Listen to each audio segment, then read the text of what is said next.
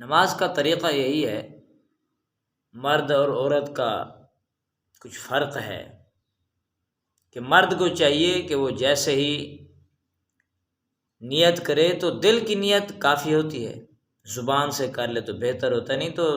دل میں جو نیت ہے بس وہی کافی ہے۔ اور نیت کا ہونا ضروری ہے کہ میں ظہر کی پڑھ رہا ہوں، عصر کی پڑھ رہا ہوں، مغرب کی ہے، کون سی نماز ہے۔ اور اسی طریقے سے 2 رکعت ہے، 3 رکعت ہے یا 4 رکعت ہے، کتنی رکعت پڑھ رہا ہے، سنت پڑھ رہا ہے، کیا پڑھ رہا ہے، نیت کا ہونا ضروری ہے۔ نیت نہیں تو پھر نماز نہیں ہوئی۔ اور جیسے ہی ہاتھ اٹھانا ہے تو ہاتھ کو سب سے پہلے بالکل کان کی لو کے برابر اٹھانا ہے، اور جو عورت اٹھائے گی وہ کندھے کے برابر اٹھائے گی،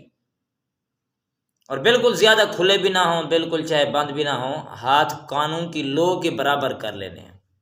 مرد کو کانوں کی لو کے برابر کر لینے ہیں، اور بالکل سیدھا۔ کچھ لوگ جو ہیں وہ اپنے منہ کی طرف اپنے جو ہے ہاتھوں کو کر لیتے ہیں، کوئی کانوں کو پکڑ لیتے ہیں، تو طریقہ جو صحیح ہے وہ نماز کا آنا چاہیے۔ تو بالکل ہاتھوں کو سیدھا کر لینا ہے قبلہ کی طرف، جیسے انسان کا چہرہ ہے ویسے ہی جو ہے وہ اس کی ہتھیلیاں ہوں۔ اسی طریقے سے اللہ اکبر کرتے ہوئے ہاتھوں کو باندھ لے، ناف کے نیچے 3 انگلیاں اوپر ہوں، اور دونوں ہاتھوں سے جو ہے وہ پکڑ لے، انگوٹھے سے اور چھوٹی انگلی سے اپنی کلئی کو پکڑ لے۔ کچھ بچے جو ہیں وہ اپنے ہاتھوں کو پکڑ لیتے ہیں، جو مائیں ہیں وہ اپنے بچوں کو اگر سمجھانا چاہیں تو اس طریقے سے سمجھا سکتے ہیں کہ بیٹا تو اپنے ہاتھوں کو بالکل کلئی پکڑنی ہے، اور 3 انگلی اوپر اور چھوٹی نیچے، انگوٹھا اوپر۔ اور جو بچے ہیں وہ اپنے ہاتھوں کو، یا عورتیں اپنے ہاتھوں کو ہتھیلی کے اوپر جو ہے بالکل سینے کے اوپر رکھ دیں گے۔ اور پہلی رکعت میں صرف سبحانک اللہم و بحمدک و تبارک اسمک و تعالی جدک و لا الہ غیرک پڑھنا ہے، اور پہلی رکعت میں اعوذ باللہ اور بسم اللہ پڑھنی ہے، سورۃ فاتحہ پڑھنی ہے، پھر کوئی سورت پڑھ لے۔ اور یہ فرضوں کے اندر صرف پہلی 2 رکعتوں میں ہی سورت پڑھنی ہوتی ہے، آخری 2 رکعتوں میں سورت نہیں پڑھتے، فرضوں میں صرف اور صرف جو ہے وہ سورۃ فاتحہ پڑھتے ہیں۔ کچھ عورتوں کو پتہ نہیں ہوتا، کچھ مردوں کو بھی پتہ نہیں ہوتا، فرضوں کے آخری 2 رکعتوں میں بھی سورت ملے ہی کھڑے ہوتے ہیں، فرضوں کے آخر میں 2 رکعتوں میں سورت نہیں ملانی، صرف سورۃ فاتحہ پڑھنی ہے۔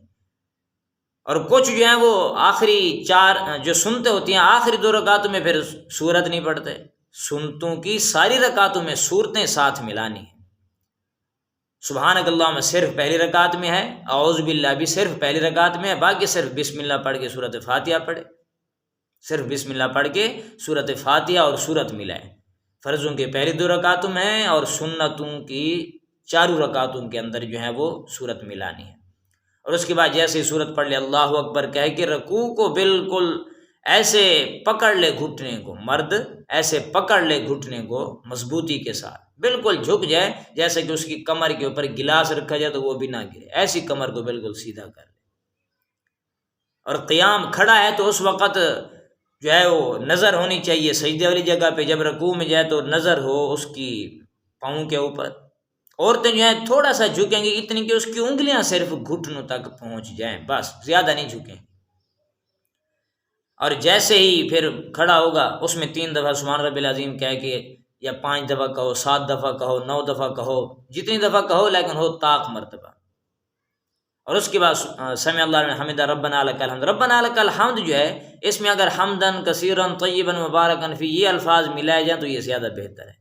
حضور صلی اللہ علیہ وسلم نے ایک صحابی کو دیکھا حمدن کثیرن طیبا مبارکن فی پڑھا، تو آپ نے پوچھا کس نے کیا؟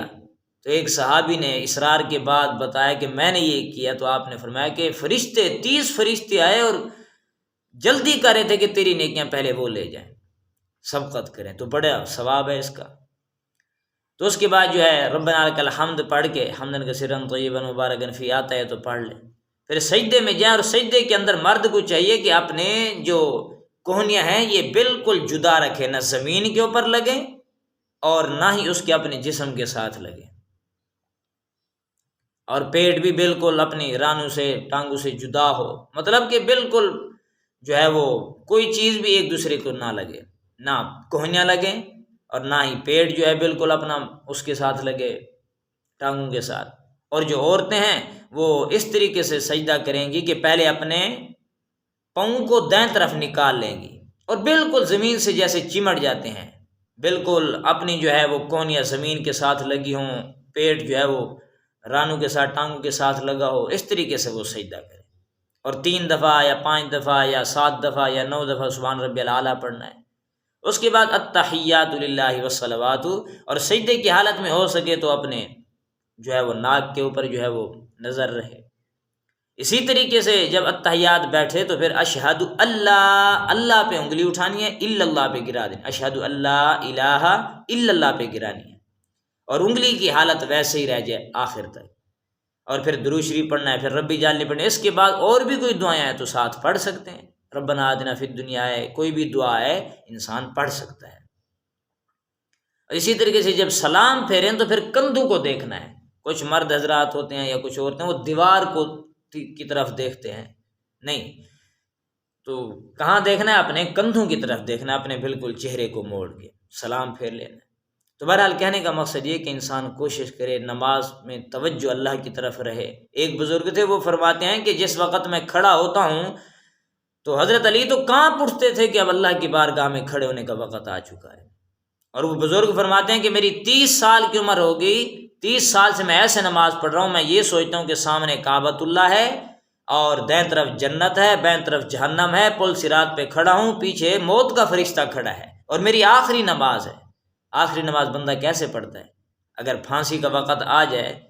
اور اسے کہا جائے بھی اب آخری تیری کیا خواہش ہے، تو وہ کہے میں نماز پڑھتا ہوں، تو کیسے توجہ سے آہوزاری سے پڑھے گا؟ تو کوشش کرے لفظوں کی طرف توجہ کر کے زمین کی طرف دیکھتے ہوئے میں نے اس زمین کے اندر ہی جانا ہے۔ تو اللہ سے دعا ہے خشوع خضوع کے ساتھ ہمیں نماز پڑھنے کی توفیق نصیب فرمائے، توجہ کے ساتھ نماز پڑھنے کی توفیق نصیب فرمائے، اور مقبولیت والی نماز پڑھنے کی توفیق نصیب فرمائے۔ وآخر دعوانا الحمدللہ رب العالمین۔